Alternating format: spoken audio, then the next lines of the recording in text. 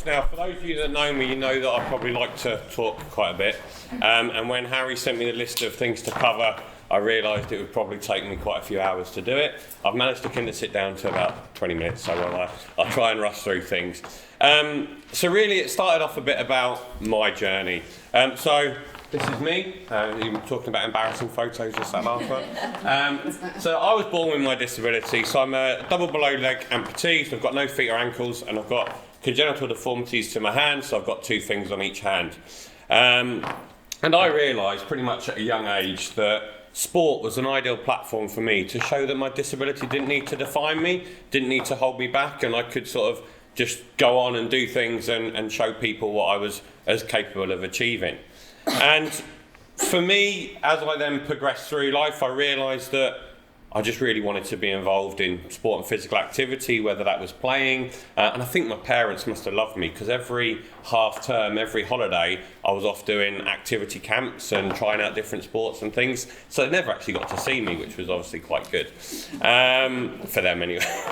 And I loved it. And I realised then that I wanted to go into work, so in sport and physical activity, and went to university, got a degree in leisure management, sports and exercise science, and really just have continued on that journey. And as I said, I enjoyed playing and doing it as well. And I realised I went through mainstream education, and for majority up until I was about sort of 13, I didn't even know disability sport existed. So I was there competing, playing against my non-disabled schoolmates. And I was lucky enough to represent my school and in hockey and a whole host of other things. And then when I discovered disability sport, I was then lucky enough to be pretty good and had an opportunity to represent my country in 3 different sports, which is quite, obviously for me was quite an achievement. So I went to Atlanta in '96 playing volleyball, fantastic experience. I then played some wheelchair rugby, had a few classification issues, so I ended up actually out in Beijing as team manager, because I was their performance director for a while, and for classification reasons were deemed not eligible enough to play. And then I was lucky enough to make the wheelchair basketball team, and represented them at European Championships, World Championships, and this is actually a picture of us at the European Championships in Worcester, where we won, came European Championships and qualified for Rio. Unfortunately, I then got dropped for Rio, but that's a whole different story. But I did make it back in afterwards, so it did end in quite a good time. But as we were then preparing for the World Championships, I knew I was going to pretty much make the team, and I just suddenly woke up one morning and thought, I want to spend, my wife had come home and said, I booked all the annual leave for you to be away for the World Champs and preparation. It leaves me with 5 days annual leave. And that sort of sat a bit bad with me, thinking, well, we're not going to get a holiday as a family. And at the same time, I worked for an organisation called Activity Alliance, used to be English Federation of Disability Sport, as an engagement advisor, covering across the West Midlands, looking at how we engage more organisations and get them more inclusive and get more disabled people active for life. And I was doing some work with the West Midlands Combined Authority on a piece of work that the Mayor had set out this vision to look at how the West Midlands can become an exemplary region in engaging disabled people and those with long-term health conditions to be physically active. And I'd got called in to do a bit of research and try and find out what all the issues, problems and concerns were. So this was bubbling away, and that suddenly sat better with me, an opportunity to be involved in this project and this movement of what I'm going to talk about in a second. Sat better with me than going and trying to achieve that medal that I'd always wanted, when I suddenly had an opportunity to potentially change the lives of thousands of disabled people across the region. So I went off and decided to focus on that, and that brings me to include me West Midlands. So as I said, the Mayor set out this vision, and for me, when I got asked to go and be seconded there, I made it very clear that it wasn't just about the constituent authorities within the combined authority. It needed to be a whole West Midlands wide opportunity, especially with the fact that I live in Shropshire, literally just 2 minutes down the road from the venue. So it was nice to obviously hearing all of that, and I'm aware of it all and everything. And I wanted to make sure that this was going to make a real difference. And as we collected all that data and information, it really showed us that actually a lot of these problems, issues and worries and concerns that people had were the same nationally. And it gave me an action plan probably this long. We then got some funding from Sport England, which meant we could focus on this much of it. So we had to identify what we wanted to do, and we really focused on sort of a few key areas, and the real sort of at the heart of it was how could we place disabled people and those with long-term health conditions at the heart of everything we do and give them a collective voice. How can we create system change and get organisations to develop services in a co-produced environment? How can we influence and change policy to raise the bar for disabled people across the region and create this real movement and collective approach? So obviously we've heard some great stories and things going on today, and it's great to see that we have all these different things going on. And I'd seen that through my engagement advisor role, but quite often when you then go to try and change or influence policy decision makers at a council level or a regional level, it becomes a lot harder because they see you almost as different silos just operating, and we wanted to try and bring something together in a collective space. So through the work with Activity Alliance, we'd had some research called Talk to Me, and that's really about how you engage better with disabled people, and uses 10 sound principles to engage better. And I'll show you a short video so you don't have to listen to me all the time in a minute, which just gives you a bit of an idea and things to think of about how you can engage better with people, because really that's all it's about. And that really just helped us to set up some of the work. So Talk to Me principles, they're really quite simple, as you can see, and there's no real reference to disability apart from number 3, which is me, not my impairment, and actually that can just be treating me as an individual, and you can use these in such a wide setting. I've delivered presentations talking about this in regards to recruitment, into regards to how you can retain your workforce and support them better in a working environment. It really is very broad. I've worked with sort of organisations that actually don't really engage with disabled people currently, and say we'll use this to help you engage better with disabled people, but also just to engage better with your audience and your customers and so on. So as I said, I'll show you this quick video and then I'll keep talking a little bit more. Talk to me. 10 principles. For millions of people up and down the country, being active plays an important role in us staying fit and healthy. But a lot of disabled people told us that the activities are not always right for them. So with their support, we've developed 10 principles.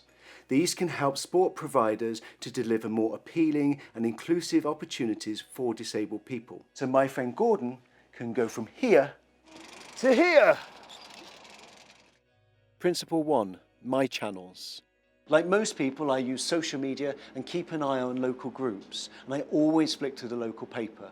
So use the communication channels I pay attention to and trust to promote your event.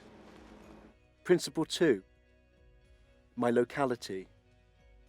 Driving halfway across town or sitting on a bus for an hour can be a big barrier for some disabled people. The closer your event is to me, in a venue I know, the more likely I am to attend. Principle 3, me, not my impairment. Disability is often used as a catch-all phrase, but some people do not identify with the term and would not consider themselves to be disabled. So to reach more people, choose your words carefully in your promotions. Principle 4, my values. Staying healthy, being independent and enjoying time with my friends are just some of the things I value in life. Linking your activity to things that motivate me will mean I'm more likely to get involved. Principle 5, my life story. As I get older, my values and the things I enjoy changes, but I still want to stay active. Mix it up and try something new to keep me interested. No running! Oh, come on, Red! Principle 6, reassure me. Trying a new activity can be daunting for some people. Videos, virtual tours and open days are some of the ways you can reassure disabled people that opportunities are right for them. Should we go and have a game? Yeah. Principle 7, include me. If I've made the effort to come along, I don't want to feel sidelined. Providers should make sure that people of all ability levels feel included in sessions. Nice one. Next catch wins. Principle 8, listen to me. Right, today Chris is going to introduce a new exercise, dumbbell shoulder press, which to get your back straight, stomach tight. Listen to me. I feel more confident about taking part when I've had the opportunity to discuss my needs or concerns. So be approachable and offer me a time or place to talk privately. Right, here we go. Gris, can you give me 10? 10? I'm exhausted. Principle 9. Welcome me.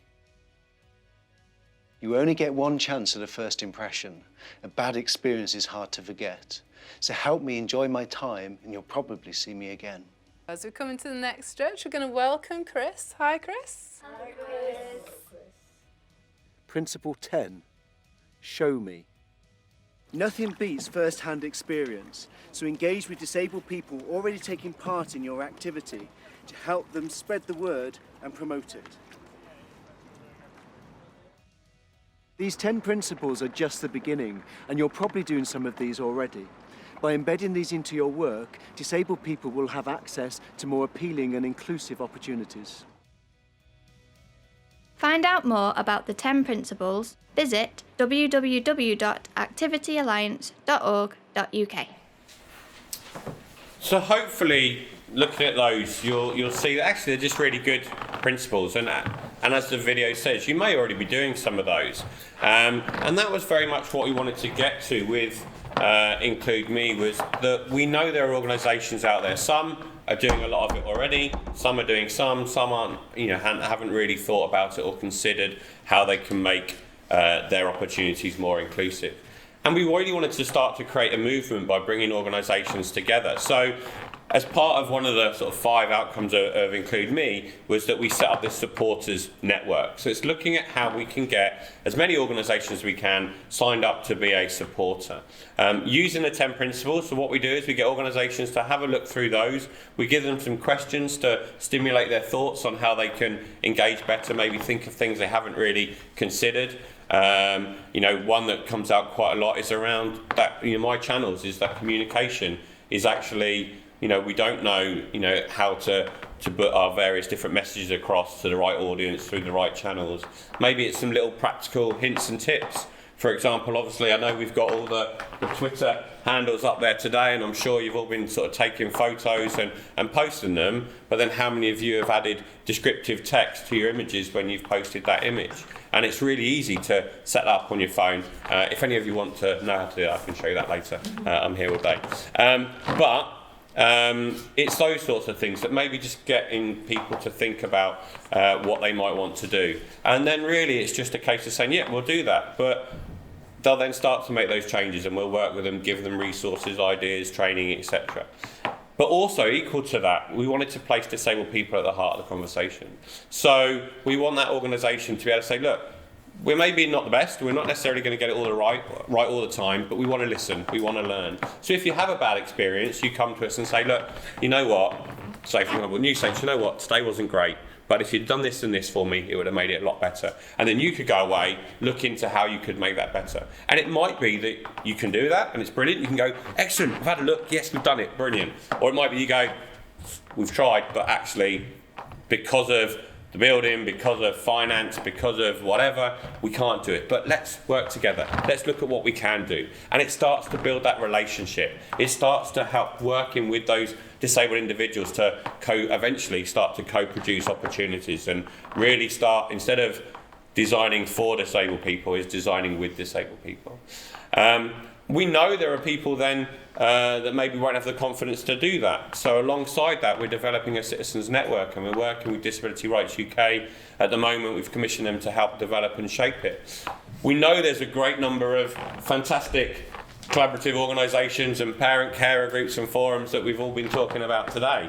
And we don't want to say, well, let's forget all them. We want to use those and work with them to say, actually, we want to help channel and give you that voice, because we know there'll be some that are really small. Maybe they meet for a coffee every Thursday and have coffee and cake, they have a bitch and a moan, they come up with some great ideas and then they go away, and the next Thursday they come back, coffee and cake, same bitch and a moan, same great ideas, yeah, and it never goes anywhere, does it? And it never goes anywhere because they haven't got a route for it to go anywhere. So what we want to do is help facilitate and give that route to a wider collaborative voice. We also know there'll be a lot of individuals who maybe aren't part of any network, carers, forums, groups, etc. for myself, you know, I'm not involved with any sort of disability organisations across Shropshire. The only contact I have with them is through the work that I do. Because if I want to go to the gym or go and do an activity, I just go and do it.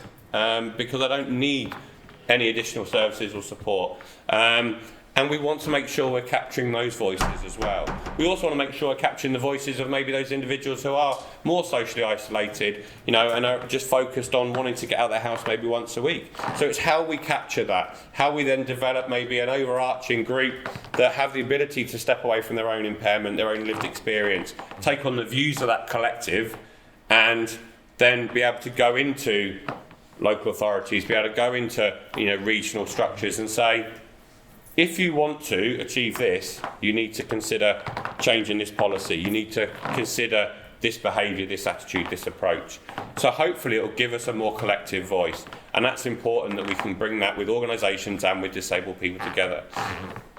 As I said, there's then a whole lot more to include me as well, from looking at how we try and remove some of the barriers to accessing public transport, to how we can work with healthcare professionals to give them more confidence in referring people to physical activity, because we know through Activity Alliance research that around about sort of 3 in 5 disabled people will undertake and sustain activity if they're referred from a healthcare professional, compared to about 20% of non-disabled people. So we know that there's a lot more trust in healthcare professionals if you have a disability. But we also know that there's quite a gap in those healthcare professionals knowing where and how and who to refer to, and the understanding of it. So there's a whole range of things, and as I said, I could literally talk to you for hours and probably bore you to death. But I'll try not to, and as I said, I've tried to keep it as short and sweet. Obviously, through Activity Alliance, we've then got a whole range of different resources, insight, information, things to help you. I know this afternoon we're talking about barriers to participation, and we had a barriers to participation piece of research that really breaks it down into the different areas of where there are barriers, and we know the largest barrier is that psychological barrier. So we know sort of all of that, and I'll be around this afternoon to sort of help impart some of that knowledge as well. But also check out Activity Alliance website, activityalliance.org.uk. A load of resources on there. I'm not just saying it because I work for them, but they are really good and really useful. I'll leave all of those.